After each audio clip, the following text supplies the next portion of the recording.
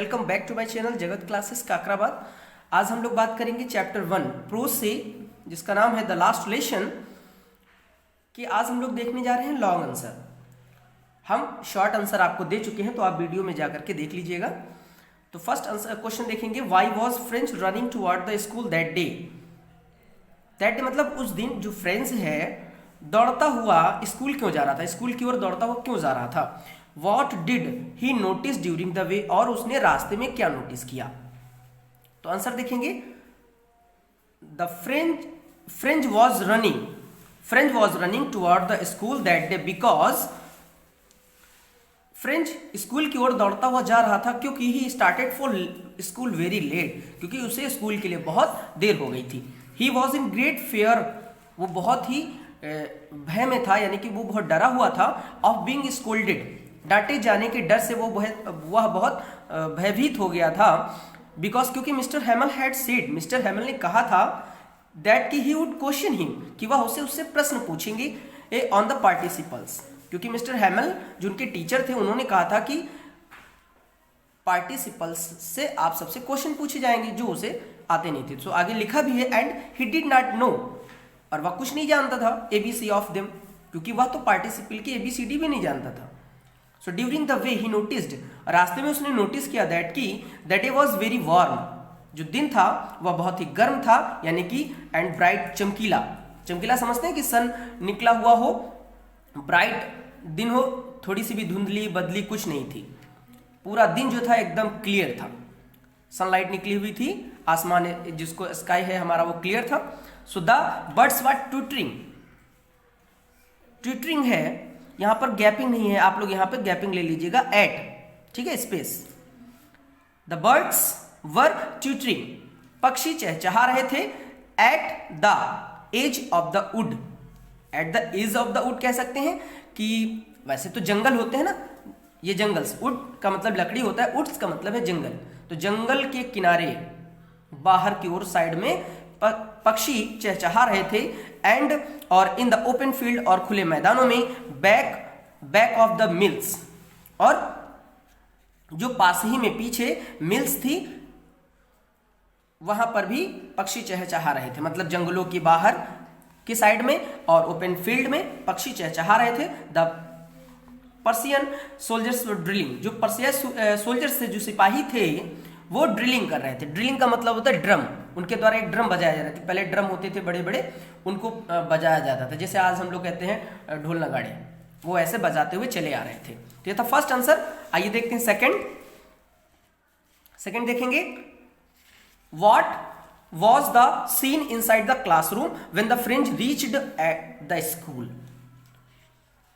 जब French school पहुंचा तो क्लास का सीन क्या था, क्लास का सीन कैसा था, ठीक है, क्लास में सब लोग कैसे बैठे थे, क्या हो रहा था क्या नहीं हो रहा था, क्लास के बारे में हम लोग जानेंगे, ठीक है।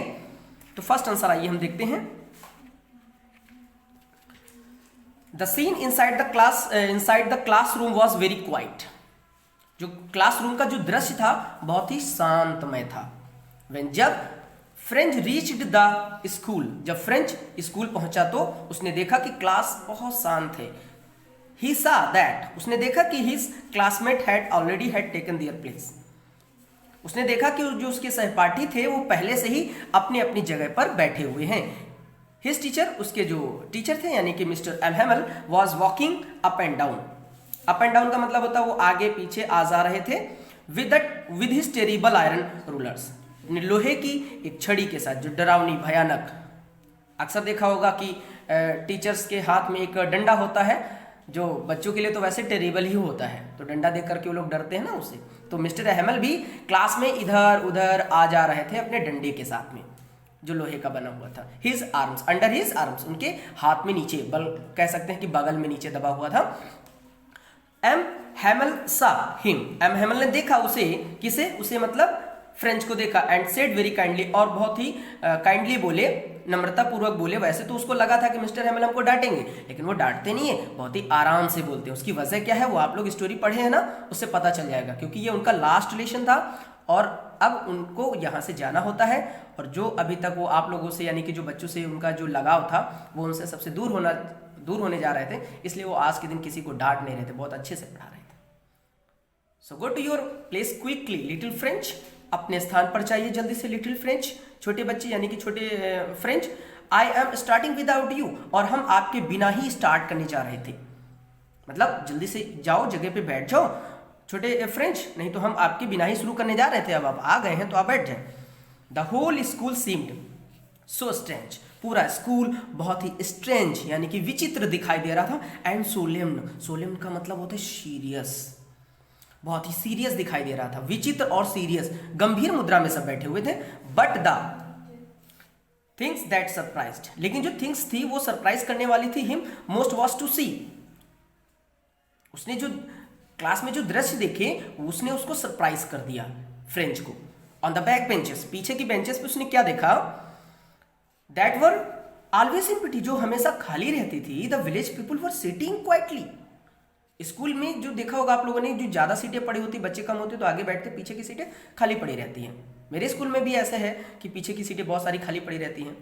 तो उसने क्या देखा कि क्लास में जो बेंचेस पीछे खाली पड़ी रहती थी उसमें विलेज के लोग जो है आकर के बैठ जाते हैं। The village people were sitting quietly, गांव के लोग आकर के चुपचाप बैठे हुए हैं, लाइक अदर स्टूडेंट, दूसरे बच्चों की तरह। पता है क्यों बैठे थे, क्योंकि वो जो फ्रेंच वो मिस्टर हैमल है ना, वो उनके टीचर थे, उन्होंने बहुत सारे बच्चों को पढ़ाया था, उनकी उम्र हो चली थी, उनके पढ़ाए बच्चे बहुत बड़े बड़े हो गए थे गांव वाले, तो वो स्कूल छोड़ करके, गांव छोड़ करके उनको जाना था, मजबूरी थी, क्योंकि युद्ध में हार हो जाने की वजह से कहा गया था कि भैया आप जो है लैंग्वेज नहीं पढ़ाई जाएगी, तो उनकी लैंग्वेज उनसे छीन ली जा रही है, ठीक है, और उनसे जाने के लिए कहा जा रहा है। तो वो इतना लगाव हो गया था ना, भाव विभोर थे, दुखी थे, तो बहुत अच्छे से आज पढ़ा रहे हैं सारे लोगों को। तो गांव के लोग भी उनसे आखिरी मुलाकात करने के लिए क्लास में बैठे हुए हैं। सोच सकते हैं कितना दुखद दृश्य है, लेकिन क्या कर सकते हैं, है ना। आज हम लोग आज़ाद हैं, पहले ऐसे युद्ध हुआ करते थे तो हम लोग आज़ाद क्या दूसरों की गुलामी में थे ना। तो इसी तरह से भाई जिस कंट्री वाले ने भैया जीत लिया अपना युद्ध, भाई जिसने जीता उसी का हो गया, कोई बैनामा थोड़ी कराना था रजिस्ट्री की, नहीं हमने इतने की खरीदी है, पहले तो युद्ध हुआ और जो जीत गया सब उसी का हो गया। तो आइए देखते हैं थर्ड क्वेश्चन देखते हैं। How did the announcement of the last lesson affect the French. French एक लड़का था, तो फ्रेंच पर उस लास्ट लेसन का जो अनाउंसमेंट हुआ था, जो घोषणा हुई थी, उसका क्या असर पड़ता है। तो मिस्टर हैमल ने कहा, बच्चों ये आज हमारा लास्ट लेसन है, आज के बाद हम आप लोगों को नहीं पढ़ा पाएंगे, ये लैंग्वेज आपको नहीं पढ़ाई जाएगी। तो सोचिए उस वक्त क्या बीता होगा। देखते हैं answer. When M Hamel told, जब एम हेमल ने कहा, द स्टूडेंट्स, बच्चों या विद्यार्थियों, that it was their last lesson, कि ये उनका जो है लास्ट लेसन है। यहाँ पर हिज भी लगा सकते हैं, it was his last lesson, लेकिन यहाँ पर दियर लास्ट लेसन का मतलब हो गया बच्चों का, मतलब बच्चों के लिए, जो स्टूडेंट्स हैं उनके लिए लगाया गया है कि ये आप लोगों का लास्ट लेसन है ऑफ फ्रेंच लैंग्वेज में आप लोग लास्ट लेसन पढ़ रहे हैं, इसके बाद आप कभी भी इस भाषा में आप पढ़ाई नहीं कर पाएंगे। As an order came from Berlin, जैसे कि बर्लिन से आदेश आए हुए हैं, बर्लिन की जीत हो जाती है ना, फ्रेंच वाले हार जाते हैं, जिसकी वजह से उनको उनकी गुलामी तो स्वीकार करनी पड़ती है। अब गुलाम जिसके हम हो जाएंगे तो उसी का तो कहा मानेंगे। सो दैट हैंस फोर्थ, इसलिए अब से यानी कि आगे से, only German would be taught in the school of Alsace and लोरियन।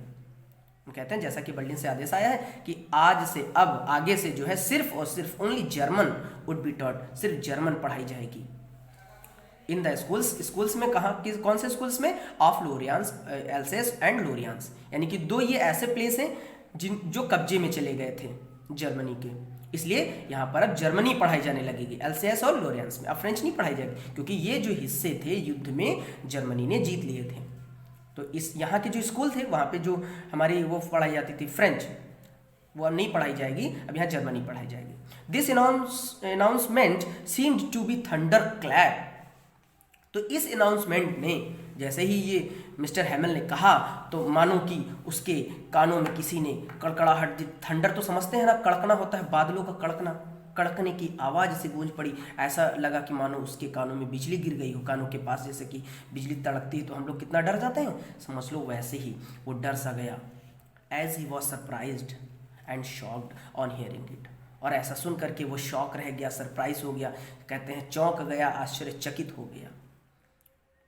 He was regretting, वो पछताने लगा that he had not learn French language perfectly. वो पछताने लगा कि हमने जो है फ्रेंच लैंग्वेज अच्छे से क्यों नहीं सीखी। इस बात से वह पछताने लगा कि काश मैंने भी सीखा होता। He was sorry for wasting his time in seeking birds. वह जो है ही वॉज सॉरी, उसे गिल्टी फील होने लगी, कह सकते हैं वह बहुत शर्मिंदा था अपने द्वारा वेस्ट किए गए, यानी कि जो समय को उसने बर्बाद किया था इन द सीकिंग बर्ड्स, जो पक्षियों को देखने में, अंडों को देखने में, और and going sliding on the shore, है ना, समुद्र के किनारे समझ लेते हैं, जो शोर होता है वहाँ पर बैठ करके जब वो डिंकिया फेंका करता था पानी में, उस वक्त के जो वो सीन बता रहा है, जो बर्ड्स को, एग्स को, मतलब जो भी वो शैतानियाँ करता था उन सभी को याद कर रहा है। Instead of learning his lessons, अपनी पढ़ाई करने की जगह पर वो ये सारी चीज़ें जो करता था उनको लेकर के आज पछता रहा है कि काश हमने ये सब ना किया होता और अपना लेसन अच्छे से सीख लिया होता। Now he was very keen to learn his French language. लेकिन अब जो है, पहले तो वो कभी सीरियस नहीं था अपनी लैंग्वेज को लेकर के, क्योंकि बच्चे ऐसे ही होते हैं, कितना भी समझाओ पढ़ाओ उनका मन नहीं लगता है, वो भागते रहते हैं। लेकिन आज जब उसको पता चला है कि आज के बाद वो फ्रेंच नहीं पढ़ पाएगा, फ्रेंच लैंग्वेज, तो आज उसको इतना लगाव हो गया है फ्रेंच लैंग्वेज से कि मानो वो बहुत कुछ सीख लेना चाहता हो, बहुत ही उत्सुक हो जाता है कि आज हम फ्रेंच लैंग्वेज सीखेंगे। लेकिन अब क्या होता है, आधे एक घंटे में क्या आप सीख लेंगे? पछताने से कुछ नहीं होता है। इसीलिए कहते हैं मन लगा के पढ़ाई करिए, जब एग्जाम आ जाएगा और आप लोगों के मार्क्स कम आएंगे तब आप पछताएंगे। इससे अच्छा है कि अभी ध्यान दे लें। सो आगे बढ़ते हैं। He did not want to give up his book. अब वो अपनी बुक्स को छोड़ना नहीं चाहता है, वो कस के पकड़ के रखा है, अपने आप से लगा रखा है कि भाई अब वो लैंग्वेज पढ़ाई नहीं जाएगी, वो उससे दूर जा रही है, तो जाहिर सी बात है परेशानी तो हो ही रही है। अब उन पे प्यार आ रहा है उसको, किताबों पे जिनसे वो नफरत करता था। कभी स्कूल टाइम से नहीं जाता था, पढ़ता नहीं था, स्कूल से जाता था तो रास्ते में बर्ड्स देखने लगता था, कहीं उनके अंडे ढूंढने लगता था, कहीं पर नदी और तालाब के किनारे जाकर के डिमकिया फेंका करता था, स्कूल नहीं जाता था। लेकिन आज जब लग रहा है कि उसे आज के बाद हम ये लैंग्वेज ही नहीं पढ़ पाएंगे, तो उसको बहुत दुख हुआ है। अब वो पछता रहा है, उसको बड़ा प्यार आ रहा है लैंग्वेज पे। लेकिन अब क्या होता है? तो ये थे फर्स्ट 3 क्वेश्चन। अगला वीडियो हम देंगे, क्योंकि अगर हम इसमें बताएंगे तो ये वीडियो लॉन्ग हो जाएगा। तो अभी के लिए बस सिर्फ 3 ही बताएंगे, आगे हम आपको नेक्स्ट वीडियो में दे देंगे। तो अगर ये वीडियो आपको अच्छा लगा है, हमारी तरफ से अगर कुछ भी समझ में आए, देखिए मेहनत तो हम आपके लिए करते हैं जो सच है। देखिए हमने जो है क्वेश्चन आंसर का डाटा मतलब समरी बनाई, फिर उसको टाइप किया, टाइप करने के बाद फोटोकॉपी के थ्रू हम आपको दे रहे हैं, क्योंकि आप जो है स्पेलिंग मिस्टेक ना करें। अक्सर बच्चों का कमेंट होता है कि सर कर्सिव राइटिंग में स्पेलिंग नहीं समझ में आती है, तो हमने फिर इस राइटिंग में मैंने आपको दिया है, ताकि टाइपिंग में दे रहे हैं, ताकि आपको एक एक स्पेलिंग क्लियर हो जाए। इस थोड़ी सी मेहनत को हमारी लाइक जरूर कर दीजिएगा, सब्सक्राइब कर दीजिएगा और अपने उन फ्रेंड्स तक पहुंचा दीजिएगा जिनके पास ट्यूशन नहीं है, कोचिंग नहीं है, बुक्स नहीं है, ना गाइड नहीं है, वो ये उनके बहुत काम आने वाली है। सो हम आशा करते हैं आपसे कि हमारा वीडियो आप लोग फॉरवर्ड जरूर करेंगे। तो थैंक यू देखने के लिए हमारा वीडियो, और ढेर सारा प्यार हमको देते रहिएगा, ताकि हम आगे आपके लिए वीडियो बनाते रहें। चलते हैं, फिलहाल मिलते हैं अगले वीडियो में, तब तक के लिए नमस्कार, bye bye, thank you so much.